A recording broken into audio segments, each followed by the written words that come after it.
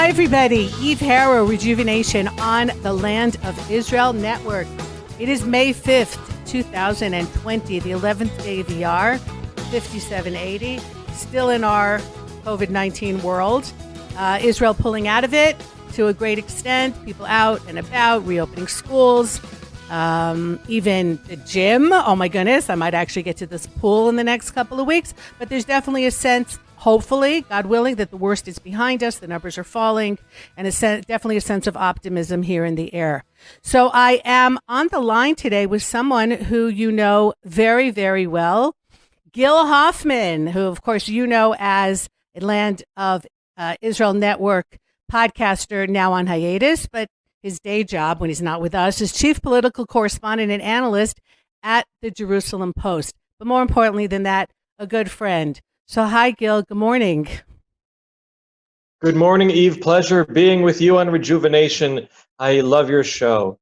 Well, thank you. So some of you might be wondering why I asked Gil on. It is different to be interviewed than to be the interviewee.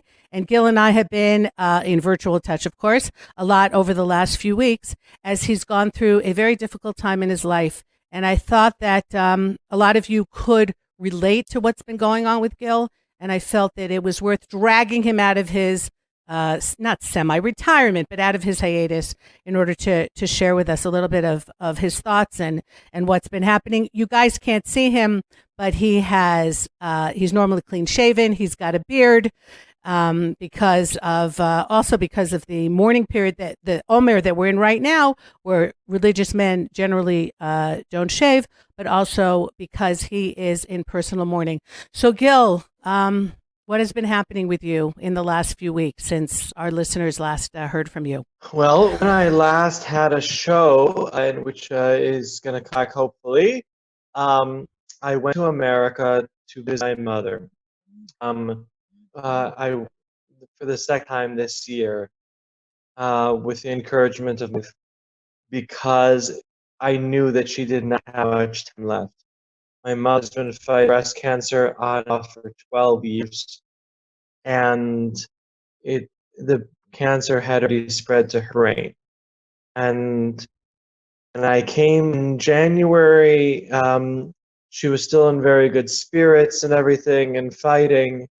And when I came back in March, immediately after our election here, she was no longer interested in fighting.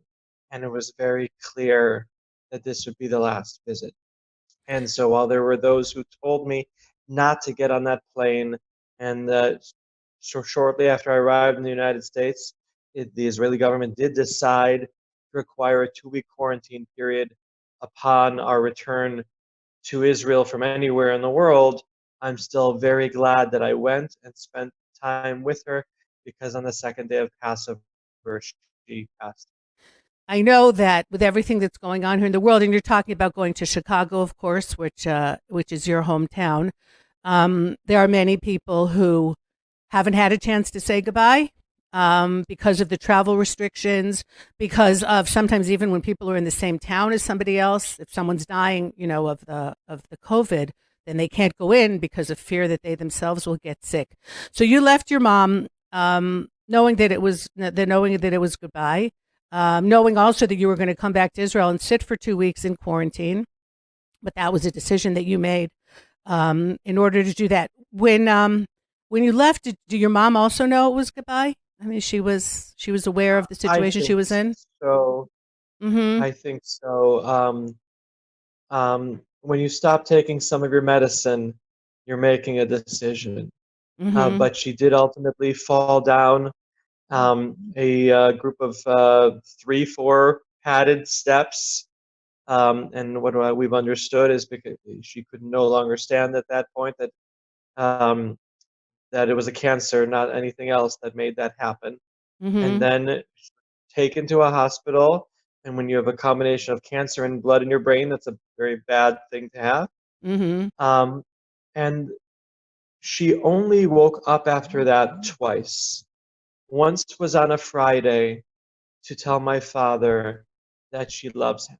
I only found out about that on Saturday night because it had already been shipped out over here. And then on Sunday, my sister was with her. And she called me and said, Ima's eyes are open. And so I she put the phone to her, and I said to her, Ima, Eliana, and Ami are with me, my children. Mm-hmm. And she sat up all of a sudden with enthusiasm and waved to them. Wow. And then, incredible. And then lied down again and never opened up her eyes again. Hmm. The last thing my mother did was show her love to my children.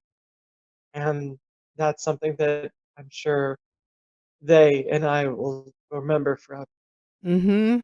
Absolutely. One of the considerations that many of us have when we move to Israel is leaving parents behind, leaving family behind, because not everybody comes together. You were you raised? Did your mom raise you as a Zionist? Was this something she knew you'd be a part? But is it something that she encouraged that you come to Israel, that you raise a family here, even knowing that the distance would make a difference? Because she was certainly a very loving mother and grandmother. It can't have been easy for her to have been so far away, not just at the end of her life, but during her healthy years. You've been here for quite a while. But did she imbue you with that during your childhood and young adulthood? Eva, absolutely, of course. I know that I hide it pretty well, and you can't tell from my accent in either language, but both of my parents were raised in Israel. My Wow. mother was born in Jerusalem in January 1948, so she would say that she's Palestinian. Right? Exactly. She always Before she the always told the states. story. She Mm-hmm. always told the story about how in the War of Independence, the glass shattered over her crib from a window when there was an explosion, and that when she was a baby, and that she was okay because her mother had moved a blanket or a screen over her moments before. And Mm-hmm. only about a month before she died did I hear from an aunt that that explosion was actually from the terrorist attack that uh, was against the Palestine Post building in downtown Jerusalem. Wow. So, for those of you who don't know, the Palestine Post is the first version of what's now known as the Jerusalem Post. Of course, a Jewish paper, because even before May of 1948, when someone referred to Palestinians, they were referring to Jews.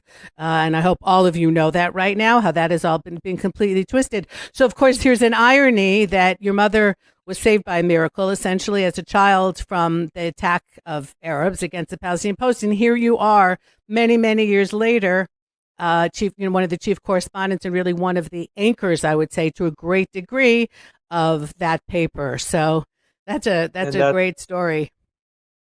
that was the first time that the Post tried to prevent me from living, and And they've been continuing on that they vein have. ever And since. so my parents only came to America initially for a year to study. My Hmm. father wanted to bring television to Israel Really? uh, right after his army service. And then one thing led to another. It was another year, and another year, and another year. But Yeah. they always told us that this is where a Jew should live. And I have a sister who made Aliyah at 18, long before I came here, who's very successful in high tech here. And I have two sisters, a doctor and a lawyer in Chicago, who are successful there with families there who I don't expect to move here. And because of that, my mother really always lived on both sides of the Atlantic. Hmm. Um, that was her life. She never left Israel. She lived a very Israeli life in Chicago, and her accent remained. Her Israeli accent was always. So Israel remained in her heart, even though she wasn't physically here. Where was she buried? There's been a lot of people who Jews who die in the United States want to be buried here in Israel. I would love if Jews lived in Israel, but there are a lot of people who that's their last request, is that they be brought to Israel, which these days is super, super complicated simply because there aren't that many flights coming right now. And there are still people who are managing to do it, but it is definitely not as easy as it used to be. So some people are being buried there, then going to be reinterred. Other people are just being buried there. What was the decision that your family took regarding your mom? Well, my mother already had a grave here Mm-hmm. uh, before the coronavirus happened. And so she is in a mausoleum in the Chicago area. Mm-hmm. And my father will bring her home Mm-hmm. here when she can have a Proper funeral. proper funeral with all of her loved ones there. Mm-hmm. And we have a very, very, very large family, thank God. And so when it happens, there will be thousands of people.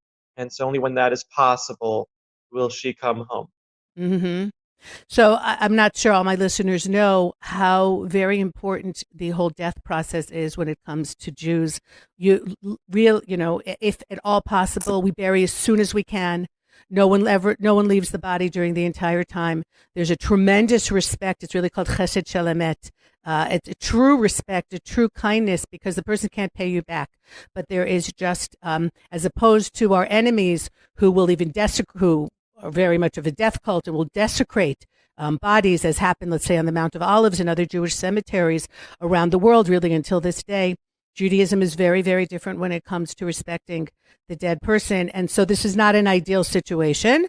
But given what's happening with the pandemic, these are also the halachic dispensations that have been given by the rabbis, because really you try not to reinter, you try not to, disturb the dead in any way. So you sat Shiva. Is actually because your mother passed away on Passover.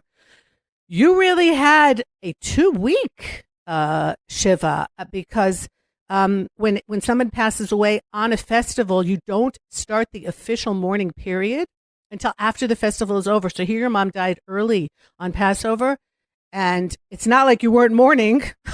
Your mom had passed away, but the official time where people come to visit, or in this case, Zoom into you. So how was that? This kind of postponing the Shiva, but starting the mourning. And I'm asking you also, not as a friend, but also as a journalist, because I know that journalists tend to, and I don't know if you do this, see things sometimes in third person. Even while we're experiencing something, we also sometimes step out of ourselves to see it as we would if we were reporting on it. Did you have that, or you were, in this case, like just completely immersed in the first person experience? That's a fascinating question, Eve, and I don't know how to answer it.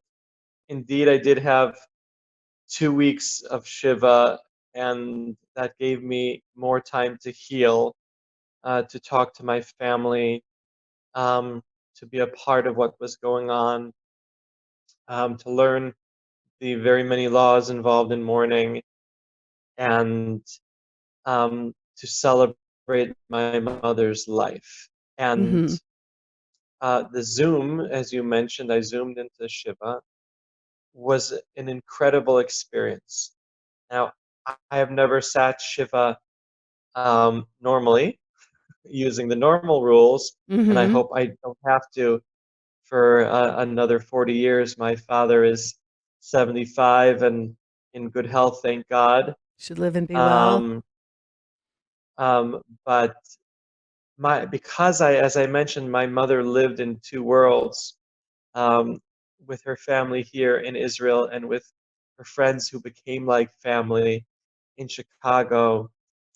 For her, a Zoom Shiva was actually the right thing, Hmm. whether there would be COVID or not, because that is what allowed our family to be together. We had wonderful experiences on these Zoom Shivas. Um, I conducted my own, and my sisters in Chicago conducted them. Sometimes they were only for families, sometimes they were more random. But each time I got to hear more and more stories about my mother's life.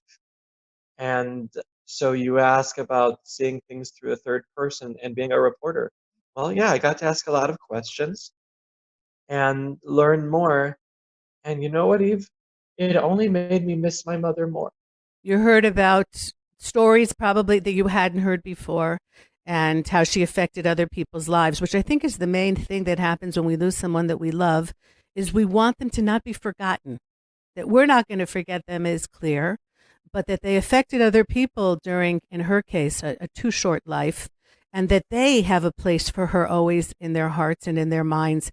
I would imagine made the pain greater because the loss is not just your loss and your family's loss, but on the other hand, she will live on for a very long time in other people's lives and the effect that she had on them as well.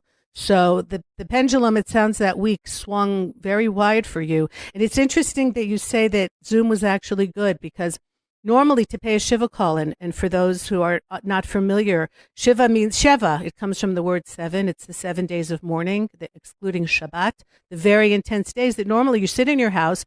You don't do anything for yourself. People come, they bring you meals, they come and visit.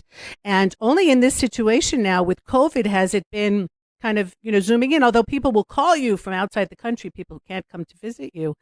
But this way you kind of brought the world into your living room. You physically couldn't have people come and visit. It was really at the peak of the pandemic and people weren't coming at all, but you had more people in there because of this crazy kind of a situation that, who would have imagined? Hundreds of people paying tribute to Yael Hoffman as she should be.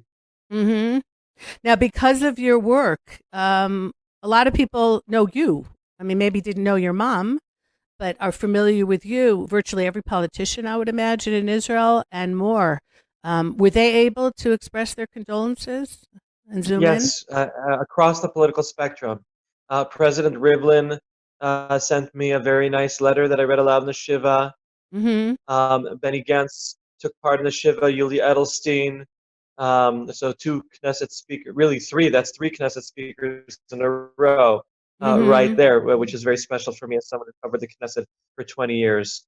Gidon Saar, Isaac Herzog, there were really Merav Michaeli, politicians from across the political spectrum who wrote and called and were a part of it, and Yair Lapid, and made my family feel very special. With all the noise, and sometimes really it's more than noise, it's nastiness in the Israeli political world, when it comes to life cycle events, let's say, paying a Shiva call, even going to a wedding, it's very, I think people would be surprised at how the politics drops away. I remember years ago paying a Shiva call to Yehuda Glick, whose wife had passed away, someone who's very much associated with the Temple Mount and very much on the right. And there were Arab members of Knesset who were there paying a Shiva call when I was there as well, and people who you wouldn't have expected, because beyond all of the, as I said, all of the noise and all of the disagreements, there is still, because I think it's a small world, and you also touch a lot of people on different ends of the spectrum. It's very surprising sometimes how all of that drops away, and when it comes to, maybe it's a Jewish thing, I don't know, but when it comes to really what's important, and family is so important to those of us here in Israel, then there's no discussion. You just go in and you really, with your real heart. I don't think. Did you feel that anybody was forcing themselves to because they needed to, because they had? In this case, didn't have to be seen. This wasn't a popularity contest because nobody would have known if they zoomed in or not. It was very, very personal and maybe even intimate. And I think it's fantastic that you had so many people from across the board join in and offer you condolences and know what it feels like, to lose a mom, which in this case you're done. I loved even getting to speak to my mother's doctors. They came onto the Shiva. My father told a story in one of the first days of the Shiva about how my mother forced him to go buy orchids, which are very expensive plants. Mm-hmm. And in the middle of COVID, it's very hard to get flowers or anything in America right now, especially for a person over 70 who really should be staying at home. Mm-hmm. He did it. He went and he got these seven orchid plants. And my mother went around in a wheelchair in the hospital distributing them to the doctors who took care of her in honor of what was supposed to be her second to last radiation treatment in this round. And she fell down when they were about to leave for the last radiation treatment, which means her last time that she arrived at the hospital unconscious, she gave very special presents to her doctors. Who does that? I was sitting with my daughter um, while my father told this story. And she says to me afterward, how did she know? And I said to her, your grandmother was just an amazing person. What a beautiful story. And that's something I think that will sit with your daughter for the rest of her life. And perhaps, encourage her to be like that, to think Yes, outside of herself. Mm-hmm. absolutely, she is. Thank God. She's learned a lot from her grandmother and definitely gotten her best qualities. Mm-hmm. And also, I would imagine, and your kids were home during all your Shiva. I mean, usually, in a normal world, sometimes the kids go to school during the day and then come back, and because we sit Shiva for the immediate relatives, the parents, a spouse, siblings, and God forbid, really God forbid, in a gazillion sense, children.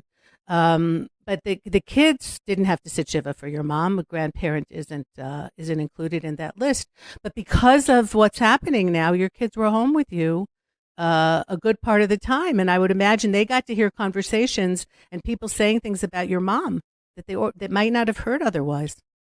Eve, my kids were home the entire Shiva, and home means two places for them because their mother lives not far from here. Um, and she and others were concerned, oh, they shouldn't be in an environment of grieving or whatever. Maybe they should spend more time at their mother's house. And I had to explain, absolutely not. They're part of the celebration of their grandmother's life over here. And they loved taking part in these Zoom conversations and being a part of it, as did my sister's children. They played a very central role, and it was a very important growth experience for them. And so when they actually were at their other home the last couple days, they voluntarily and willingly and eagerly joined the Shiva on Zoom from there, Mm-hmm. uh, which was very special. And I do believe that both parents and children who have been through a divorce can actually handle loss better than others who have not been through a divorce because we deal with loss all the time. I lose my children every week, and every week that's sad. And they lose a parent every time when they go to the other parent. And obviously, it's not permanent, but it's not unnoticed, and it's always going to be emotional, and that will never fully heal. That's a very interesting. That's a very interesting perspective that you just gave. Yeah, and your children know that too. I would imagine you're not the kind of dad that holds back when it comes to life lessons to his children. And I think we all have a sense now from describing your mom in the last few minutes about where you got that. But it So life seems like you lessons really made it deep for them. Hmm? are important, exactly, are important for me to convey to them. And in fact, when I was in quarantine for 2 weeks, alone, literally alone. I was in an empty apartment. I made a point of giving my children a lesson every day. I gave them a class, is what we called it, so they would be Mm-hmm. in proper attention. Mm-hmm. Um, Somewhere between half an hour and an hour every day. I tried to teach them something that I know about, whether it would be Israeli politics or history and Zionism or Chicago sports. Every day they learned something, and we had guest lecturers. And my children's last extended conversation with my mother, she was the guest lecturer for my class, and Wow. she spoke to them for close to an hour about how she met my father in the army and how they fell in love and what it was like being in the army back in those days, the 6 Day War, um, and Wow. it was very special that they got to have that. So yes, deep and lessons have been conveyed. Mm-hmm. Sounds like the ultimate in a substitute teacher when it comes to homeschooling, at least on that level. So are you, you're now after Shloshim? There's now the 30 days. Are you finished with the 30 days? I've completely lost track of time now. No, you're still there because it only started with the Would I Shiva. have a beard? I don't know. It Would actually I makes you have a look very beard if distinguished. it weren't for the 30 days? It's awful. I've got hair growing on my lips and in places that hair should not be. And You should know in that the most first women moment can where I totally thought, relate hey, to you now, too. okay to Yes. get rid of it, it will be gone. So are you allowed to work, though, as much as possible? I mean, here we are in another political maelstrom. Maybe you can explain a little bit to us what's going on, because you're covering the stories and trying to make some sense over what's happening this week in Israel. Look, there were 2 days left in the Shiva when the government essentially when the deal was made, and the rabbis are lenient and working in the last 3 days Shiva, and I keep in mind 14, so it Right. wasn't such a bad thing to do, and so yes, I did start reporting from the moment that they had reached that goal on the night of Holocaust Remembrance Day. And since then, they've been working on translating that deal into government, Mm-hmm. which is something that takes time. This coming Thursday will be an important day because that's when they're passing the kind of laws necessary to form a government, which guarantee trust from one party to another. Mm-hmm. Only after that will they get to deal with ministerial appointments and whether Yamina will be part of the government on the right. And so there will be an actual 2-week period after this Thursday in which Netanyahu officially has the mandate, and then the deadline to form a government would then be 2 weeks from yesterday on the 25th of May. But even then, there's a 1-week period where the Knesset speaker can stall. So really, June 1st is the actual deadline for a government to be finalized. And only then will the politicians actually start working full time on serving the people and no longer serving themselves, which they have been doing for the last year and a half of Mm-hmm. political mess. So why is this in court now? That's not the usual thing that happens when forming a government. Well, what is going on when they talk about bagats and all these sessions that are happening in the Supreme Court this week? What's the problem? Okay, there's 3 different things. Number one, Netanyahu has 3 criminal indictments hanging over his head, and the Supreme Court has to decide whether a prime minister with indictments can form a government, and the law is not entirely clear, and we've never had such a situation before. The other is that the coalition agreement was written in a shoddy, lackluster, pathetic even kind of way, and it's full of holes and hints and not very much else. And so the judges need to explain to them how to make this document somewhat legal. And the third thing is that there's no trust between Netanyahu and anyone who would work with Netanyahu based on the many, many, many experiences before where he has broken promises to people he made them to.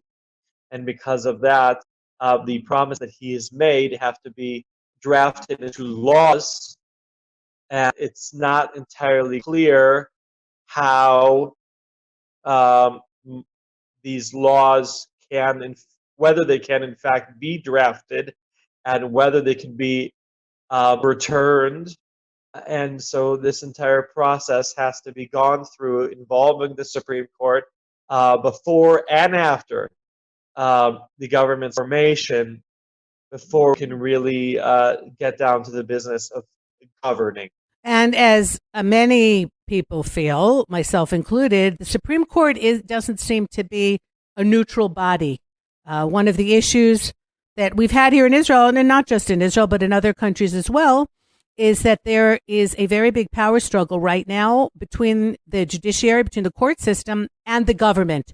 who is the bottom line? The government that is elected by the people, or the judges who are brought in by themselves?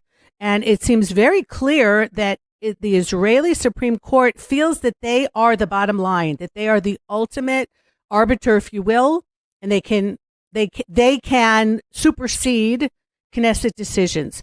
So, given that, where do you think the Supreme Court is going here? If the justices themselves don't like Netanyahu, and the law here, as you said, is very up in the air because there's no precedence for this, do you feel that it's inevitable that their own political leanings are going to impact the decision that they make in court?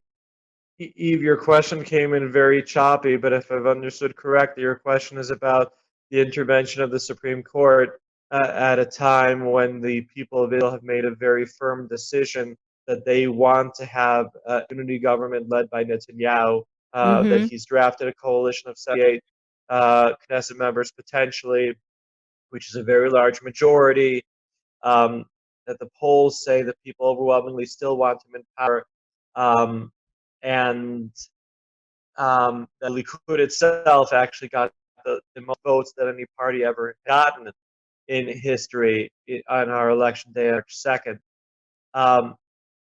And yet, the Supreme Court needs to be there to have a court to oversee our government, because if not, our politicians will do things that are proper. We need to have a media as a watchdog. We need to have courts as a watchdog. We have a prime minister who's gotten away with things that are not legal. Both that he's already been cleared of, and both that he's already been made deals to get out of, and so there are things that have not yet been proven that he did, or maybe won't be proven that he did, but there are things that he did, and so we have to be very, very careful.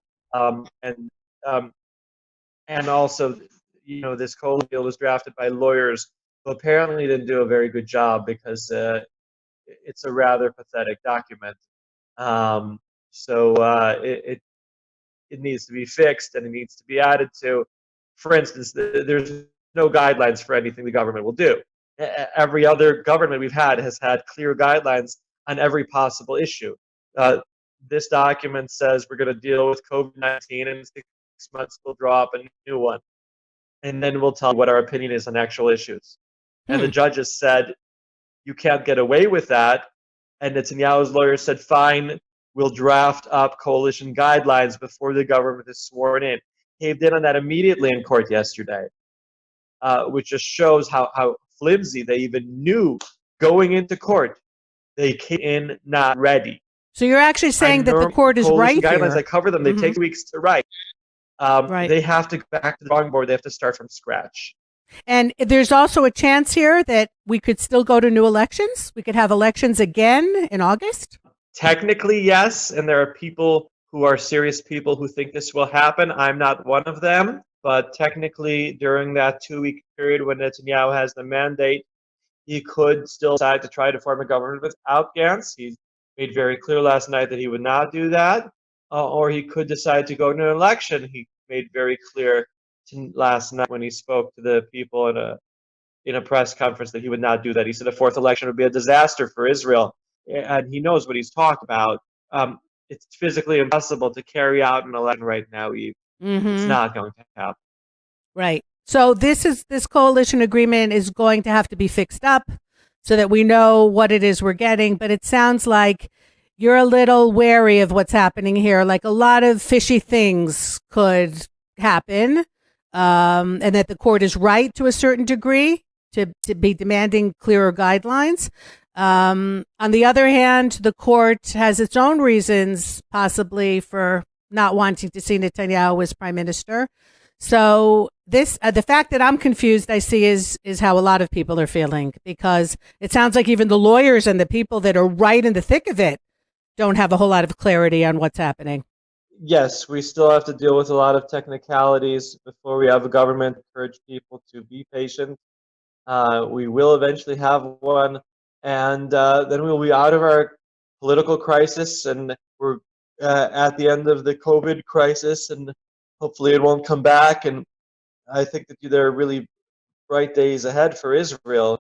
when we'll be out of both of these crises at the same time, and we can work on rebuilding and rejuvenation, right? Yes, on rejuvenation, exactly. So one more question, and then I'll let you go. Are you worried about Israeli democracy?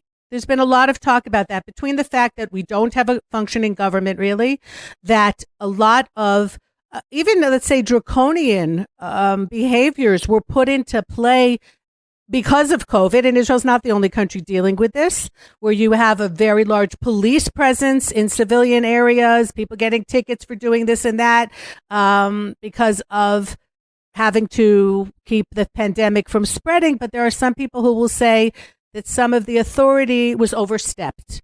Are you concerned at all? Do you think Israeli democracy is strong enough to weather both of these storms that we have right now, the health storm and the political storm?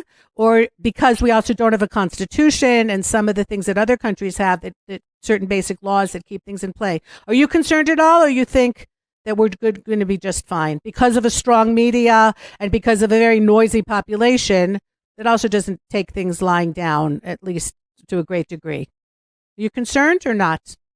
Look, because we had to take a government and not an actual functioning government, the prime minister was able to take care of things himself using powers he would not normally have. And if anything, that might have made it actually run better because he's an experienced person who knows how to deal with crises. And we will not always have someone so experienced at the helm of his own crisis. So he knew how to bring on the restrictions gradually to make people accept them. And he faster than other places did, including America, maybe not as fast as he could have, in part because he didn't want to upset America. And so he did his best, and the people of Israel adapted as best as they could. And then when we have a functioning government, that can do things that a caretaker government could not. For instance, applying sovereignty to the land of Israel, which I know is important to a lot of our listeners here. Well, that could not have been done without a fully functioning government. And Trump kept on delaying the release of his plan. Then he announced it to help Netanyahu's campaign when he did, but it couldn't be implemented yet. Well, this plan, even according to the short coalition guidelines that there were, is due to be implemented already from the 1st of July, which is coming up quickly. Yes. This is a government that can implement it. And this is a president of the United States who can implement it. And you never know what the next government of Israel is going to be. And you never know who the next president of the United States is going to be. So that period between when we finally have a government, which could be as late as the 1st of June, and when America has Trump as president, which could be only until January, you never know, could be a very fateful time in the future of the state of Israel, the land of Israel, and the people of Israel. Wow. All right. It's going to be a hot summer. Either way we cut it.